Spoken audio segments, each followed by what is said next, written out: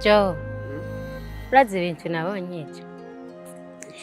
Nagiye kwa Shaki. Yo, sanga aryamanye n'ibindi mukobwa. Aryamanye n'undi mukobwa? Ushatse kuvuga iki? Hewe, barantutse, barankubura. Ubaza narinja ngo niki kandi? Narinjiye kumubaza ko yonyandikishiriza umwana kandi, mugabo burya nanje nje nkwega ingorane. Ego nukuri, nije nikwegera kandi iyo nguma muhira, ibi byose ntivyari kumbako. Hewe natashe numiwe. Ariko ikintu ariko ndatsahura gato. Wagiye kwa Shagi usanga aryamanye n'undi mukobwa? Ego nukuri. Bisigura rero ko Shagi asanzwe afise uwundi mukobwa mutera amanyama kugira gukore bino. Samanyama gusa.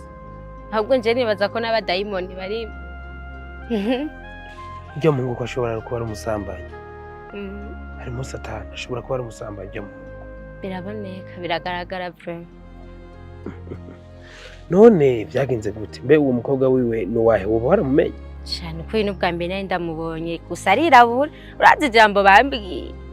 Ngugiye abadage bavino ngo basize bavyaranye n'abarundi ngo niyo mpamvu ngo nanje navutse muri bo ngo sindamuhishirira ko va. Urumva ijambo yambwiye. Urumva ko Shagi je nzosubira kumwumva nk'umuntu pre.